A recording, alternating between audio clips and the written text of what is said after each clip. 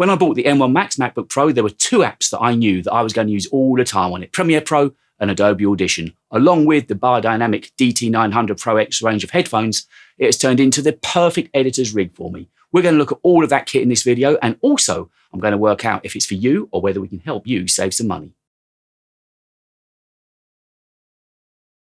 When I bought the M1 Max MacBook Pro, it was going to be used for three very specific tasks. It wasn't a general use Mac at all. It was going to do three things. It was going to edit these videos that you see on the channel in Premiere Pro. It was going to make the thumbnails for these videos in Photoshop, and was also going to edit the podcast -16. I've left a link for that in the description in Adobe Audition. That was it. But I say that's it. They're all pretty intensive tasks. That's why I decided to make this machine future-proof. I gave myself plenty of headroom and bought more than I thought I currently needed.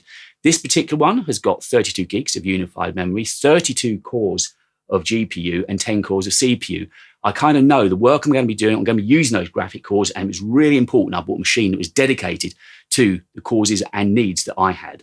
Over here in the UK, we've got a buyer's tax, a government tax called VAT. With that VAT added, this MacBook weighed in at £4,300. That's a lot of money. It owes me a lot of work. It was because of that, I knew I was spending a lot of money anyway. I put more storage on it. It's got 4 terabytes of storage on here. I wanted to be sure that I had a machine I could do everything on. So I edit all of these videos directly from the desktop and the podcast directly from the desktop with these insane read-write speeds from the SSDs that are on board now with this Mac. As soon as it's done, I offload it to my Lassie RAID that, again, you can probably just see behind me over there. But so far, this has proven to be the right choice. It's the best video and audio rig I have ever had.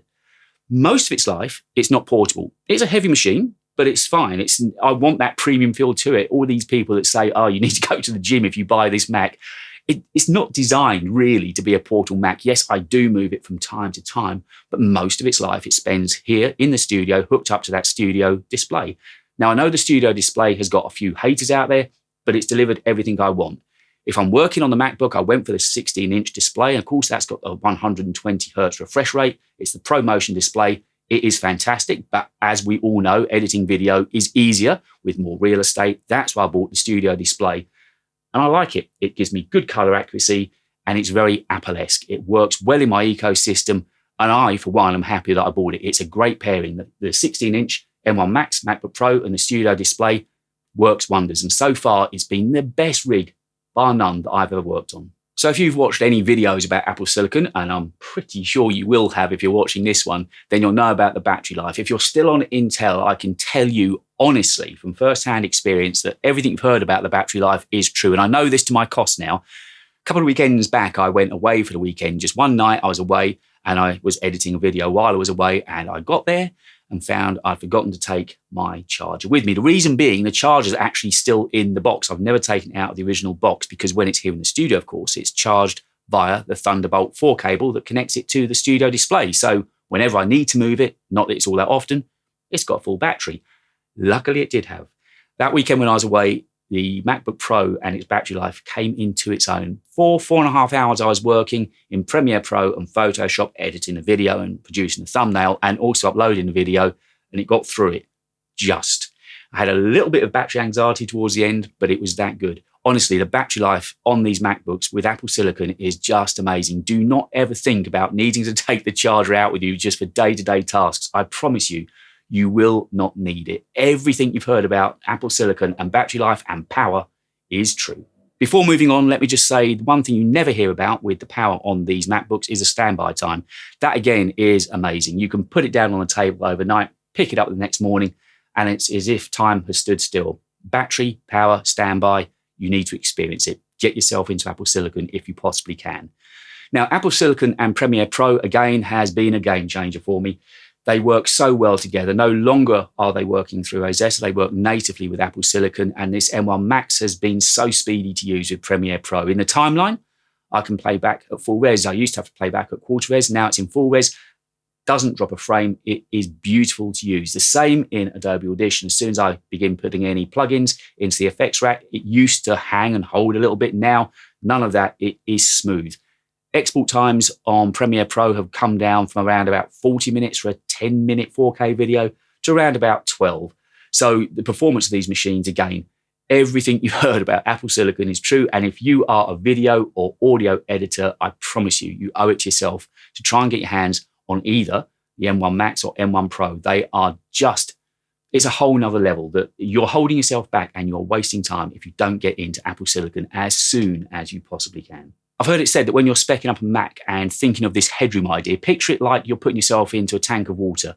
You wouldn't want to put yourself into a tank of water with the water just below your nose. You'd want to give yourself plenty of headroom, and it's exactly the same with the Mac. No matter what you think you're doing now, it will change over time. So give yourself as much headroom as you can. And that's what really attracted me to the M1 Max. It's those 32 GPU cores that it's got, meaning that no matter what I throw at it, I'm going to have the processing power to be able to deal with it. Now, I'm in the very enviable position that everything in this studio remains static. It doesn't have to get taken down at the end of a session. Everything stays put, which means the mic stays in the same place, the camera stays in the same place, the lights are in the same place. Now, this has particular importance, as I found, for the audio for the podcast, and in particular for this video where I'm using a shotgun mic. I take the audio for these videos and I've got a preset made up in Adobe Audition that I always treat it with. It always goes through the same chain, so hopefully it sounds the same every time.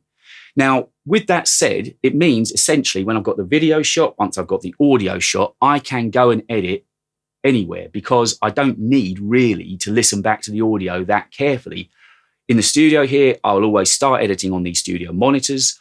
Then I'll check it out on some headphones that I'll mention in just a moment. And finally, just for general consumption, to make sure I've done all the cross-referencing, I'll listen to it back either on AirPod Pro or now on the speakers on the MacBook Pro. The 6-speaker system in there is good, and it's good enough, certainly. If you're just listening to Spotify and general consumption, don't think about cluttering your desk up with any more speakers. You will not need them, I promise you. And even, as I say, when I'm checking back the podcast or these videos before uploading, I can use those speakers, if I'm being honest, because the hard work's done. But what I've learned is with the high impedance headphone jack that's on these Macs now, I take my favorite pair of studio headphones with me, and then I know that I can absolutely, without any shadow of a doubt, get the audio just as I want it. The headphones I take with me are the Beyerdynamic open back DT 900 Pro X's. If you've watched any of my earlier videos, you'll know that I've got plenty of headphones around here, but I keep coming back to these DT 900 Pro X's. There is a link for them in the description as well. They are fantastic headphones. They are so comfortable. They really are. I love the headband pressure. That sits really well around my head. The cups are big enough to go over your ears. Talking of the cups, they're really easy to change now. You don't need any of these hairdryer tricks you needed in days gone past. They're just simply a twist off, twist on, super easy, and you can buy spares direct from Beyerdynamic. Also the headband, it's just one simple tab now, and that can be changed as well. So they're very sustainable. You get 2 cables in the box, different lengths, or whatever studio setup you're in. You're never going to be tripping over cables that are too long. Everything about the Beyers I love. They've got the stellar 45 drivers in. They've got a beautiful full soundstage.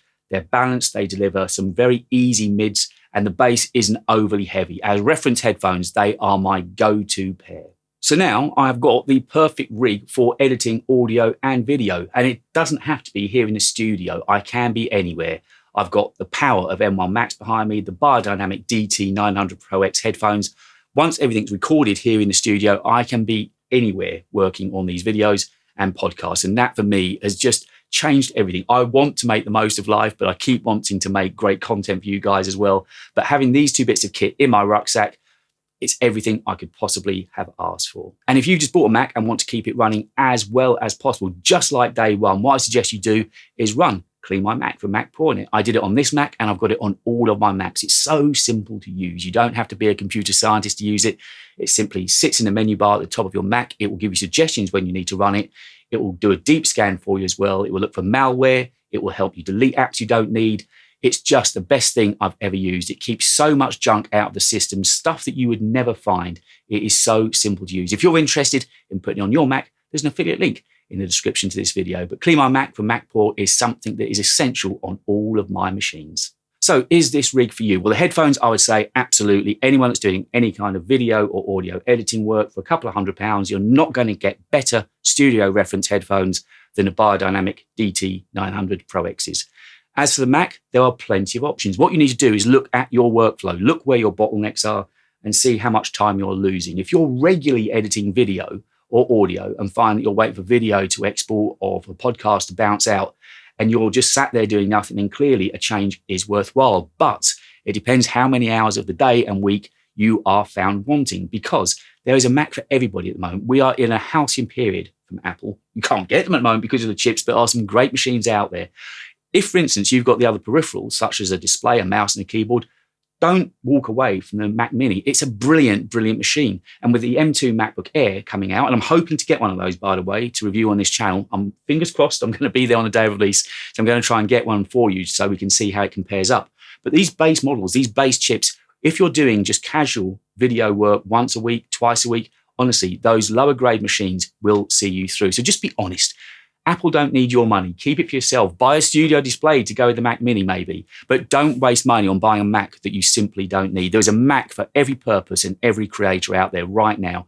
Just choose carefully. And if you've enjoyed this video, hang around, because I've got a video coming up which will give you my thoughts on CarPlay that was announced at WWDC and whether we've just seen the start of Apple Car. I'll see you next time.